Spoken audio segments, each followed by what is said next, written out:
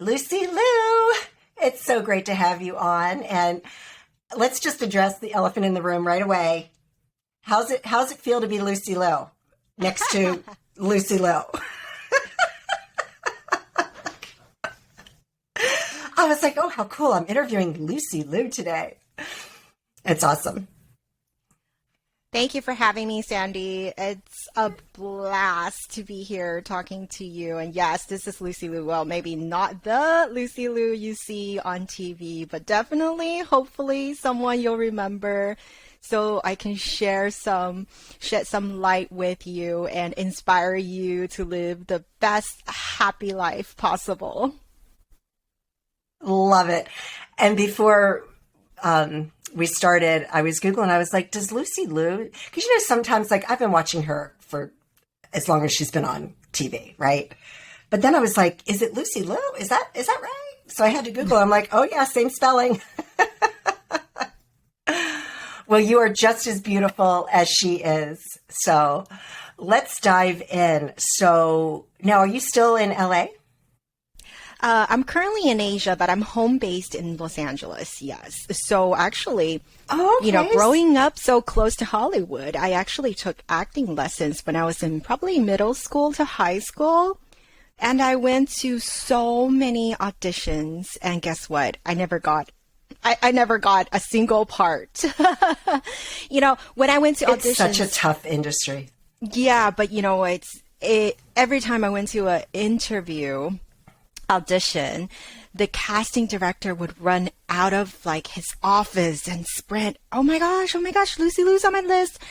And then when they see me, they make this such an apparent disappointment face, like, oh, not the Lucy Liu, right? So that's kind of the life I grew up with, having this problem with my name. So my name became a really big hindrance for me as I grew up. And I coach women now because what I did is that I turned this hindrance into my asset, and I love my name now, and I'm owning it. And it's actually my maiden name. I even kept it after I got married because it reminds me of who I truly am. It reminds me that I am that confident version of Lucy Liu, and I love Lucy Liu. And it's such a testament, like a real life testament, that we can't compare ourselves to other people, right? Because you're never going to be the Lucy Liu. You are somebody perfect and beautiful in your own right. And that's really amazing, because as women, we tend to compare ourselves to other people, other women. Yeah. And, sometimes we wish we looked like them, or, had the hair that they had, or whatever, right? Right. These are all self-imposed limitations in our head. We always have limiting beliefs. And for you, if you're listening, it might be something else. For example, I know a lot of women who have trouble with their names because it's too hard to spell, too hard to pronounce, too common, too uncommon. Just with the name, it could be so many things that's limiting you, right? And also, we have all sorts of limiting beliefs throughout our lives. And for me, my name was one. And another is that even though I grew up, in LA, I hold a diploma from UCLA, I still feel, because English isn't my native language, I still feel my English isn't good enough. So as I am a coach helping women shatter their limiting beliefs, that's exactly what I do. I'm always constantly reviewing my own life. What limiting belief can I break so that I can talk the talk and walk the walk? So that is one reason I launched my own podcast and just calling it the Lucy Liu Show, because I decided to shatter both of these limiting beliefs together. I am unique and I am somebody, even though I feel like an ex-nobody, right? But if I only help the life of even one listener, I am making a contribution to a better world. And I think that is the biggest difference that made in my mindset in order to move forward, because we as women, we tend to overthink, right? I always say I'm an overthinker too. When you simplify it so that, that you just concentrate on serving one person, it's so much easier to take the leap. Oh, yeah. Well, I want to just tell you that your English is phenomenal. Phenomenal. So get rid of that, because you sound like you've always been here. I mean, you have a little bit of an accent, but it's not, trust me, I'm in the DC metro area, and we're like this melting pot, and it's very transient, and there's people coming and going and coming and going. And even as an example, somebody that worked with me for over 20 years from Thailand, her English is still not very good. And you can barely understand her sometimes. And she's been here for 30 years, So kudos to you. You're doing great. So we all have a story. So what is your story? What was the big thing that happened to you? What did you go through to make the decision that, you know what, this is when I want to devote my life to helping women? Yes. So a lot of times, I get interviewed on these podcasts and I'm asked, tell us, what was your epiphany? What was your life, catastrophic aha moment of entering the coaching industry, or, of transforming your life? It's funny how before I formally started coaching, I didn't even know about life coaching as a career. I was just always asked by others how I am so positive, how you always, you're always motivated. And how do you do it? So I realized that I have this natural superpower to turn any negatives into positives. And I think that's a superpower, right? But I didn't actually go through one epiphany. I think life is made up for me of small aha moments instead of this big giant one. And I think that's important because for so many women, they're waiting for something. They're waiting for this moment to happen so that they can fill in the blank. And that becomes problematic because you have to give yourself that moment, because that moment sometimes tragically, yes, right? There might be a tragic turning point in your life or some kind of trauma, unfortunately, that helps you propel that transformation. But if you don't have that in your life, it's still okay, because you can give yourself that event. And that event is called making a decision, right? You want to live a more confident life? Make the decision that you're going to be a more confident version of you, right? You want a happier life? Make a decision that you decide to live life with true joy and fulfillment, because that's what I did. Personally, I transformed my own life from feeling overstressed, unhappy and unhealthy at one point, to living my life of true joy, fulfillment, and mindfulness. And I think what I really did was to make that true decision. It's a choice. Absolutely. And I love to help other women now to make that choice. Yeah. Right.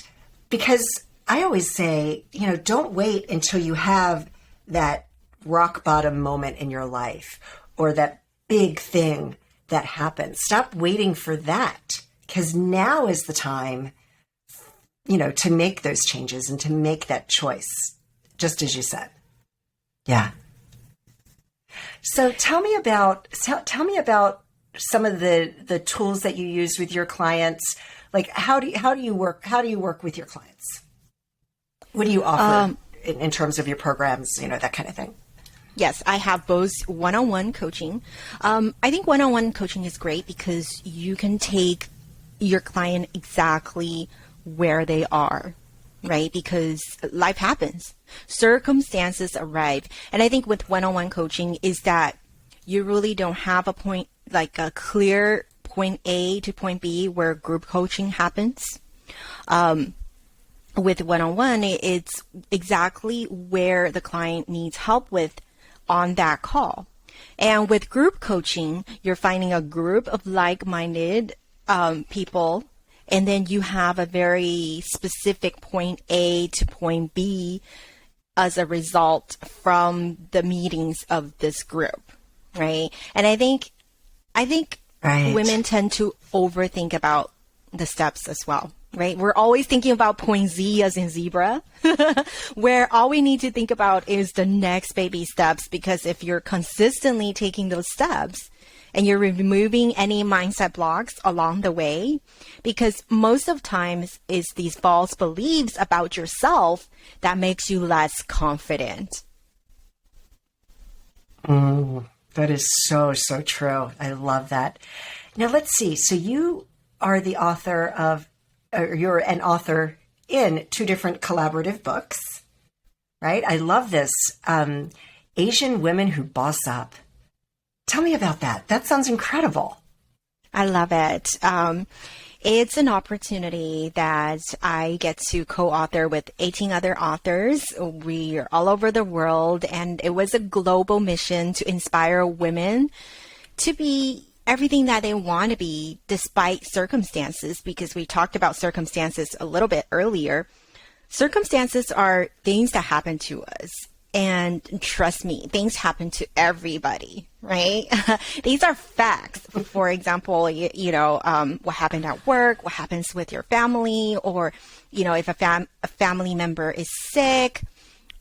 These are just things that happen in life. And we tend to put a positive or a negative sign in front of those events. But we have to actually think they are neutral, because your reaction, your thoughts and feelings get to determine how your experience with this circumstance becomes. And I think we put this book together actually during the pandemic, at the very beginning of the pandemic. And I think that was in itself an action to boss up, right? So it's called Boss Up, but we really took this action to boss up right when COVID hit. What do we do? Instead of just sitting around, we wanted to boss up and, pave the way for other Asian women or women in general who can use some confidence and to overcome difficulties and inspire change. Because I have women tell me who are from other ethnicities, and they say, wow, we are just like Asian women. I said, yeah, we're all women. We're human beings. We all go through the same things, right? Yeah, so it's a very interesting book. And, so it was actually also helping me myself boss up, because again, like I talked about, I always felt my English isn't good enough. I can't write, blah, blah, blah. Whatever you tell yourself, it's probably not true. Whatever's going on in that little voice inside your head, it's probably not true. And we all have them. It's just that as a coach, we have the tools to overcome them, and we can quickly expedite the process, so that you're not stuck in this negative spiral. However, it happens to all of us, and we just need that reminder, that little push and nudge that, you are amazing, you're remarkable. Yes, I ditto. And I heard somebody say once, and I love this, and it was a guest on one of my episodes, and he said, things that happen to us in life, it doesn't happen to you, it happens for you. However, in the moment of something going on, because, we may get emotional, we may feel pain, we may feel sorrow, those emotions are real, and you have to feel those emotions. But at some point, we have to get to a point where we're saying, when you get to the other side, it's like, oh yeah, this happened for me. Wow. Yeah. So your other book, you were a co-author, The Rising Sisterhood, Rise With Us, How to Step into Your Own Power and Change Your Narrative. I love that title. Love that title. Talk a little bit about that. Oh, yes.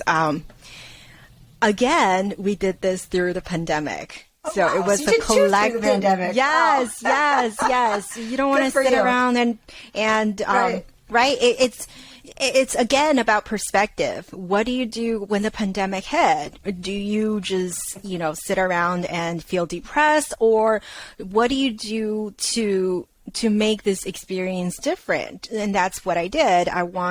We put together this book, and actually all proceeds went to charity and still goes to charity. So that's what Nice. I love about these projects. Both of these are. And we want to ignite, women to dream and rise together, obviously. And I did talk about, my limiting beliefs, such as my English. And I also talked about this other, I would say, mindset shift is when I saw someone drown in front of me when I was 5 years old at the beach. And Oh my ever goodness. since that day, I was afraid to swim. So in high school, we had to pass this swimming proficiency test in order to graduate. And I practiced for a whole month every day after school for this test, right? Just to pass this test. But because of this fear, I cannot put my head underwater for all my life. For 30 some wow. years, I'm not able to do it. But because I became a life coach, I realized that I'm constantly trying to break my own fears one by one. So one day, when my daughter asked me to put my head down and swim with her, I just did it. So I talk about how mindset is a moment-to-moment shift. All it takes is one decision, that one true decision that you're so determined. Like, I always say that I believe life is good, right? I believe blessings are coming. I Yes. believe, I live a joyful life and all the good things in life because I believe there's always a way. And because of that, my mind is more open to attract and accept opportunities. And I think that's something we should all practice and live by, because that makes a world of difference in how we choose to live life. And when you know that mindset is a moment to moment shift, you're never stuck in the past. You're not worried about the future because it's in the moment. And if you're living this moment with happiness, you're living today with happiness, and guess what? You're going to have a happy week, happy month, happy year, and happy life. I love it. And it's interesting, and I'm sorry that happened to you as a 5-year-old, because that would be, I mean, I can imagine how that would make you feel and be afraid of that. For me, when I was 8, 9, or 10, I don't remember the year. I could Google it and find out. But the movie Jaws came out, and I watched that movie, and it took me at least 10 years to go in the ocean again because of the movie Jaws, even though I knew it wasn't real. But when you're young, you're so impressionable, and it was so hard. And I, to this day, unless I can see my feet, I don't go in the ocean. I still am afraid of sharks. Me too. I'm afraid of sharks too. Like, I need a lifeguard watching me. Yeah, so I'm going to Hawaii soon, so maybe I'll try to break free from that and go out in the ocean. But there is a difference between being safe, right? You don't want to be really by yourself out in nowhere, but there's a difference between that.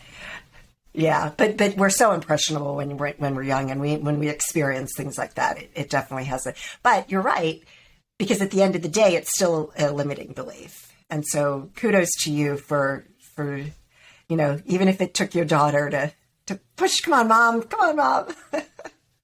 That's really awesome. So is there anything else that you'd like to share with the audience today that we haven't touched on? Well, I always like to, I think I touched upon a little bit earlier, but I always like to share my favorite quote, which is,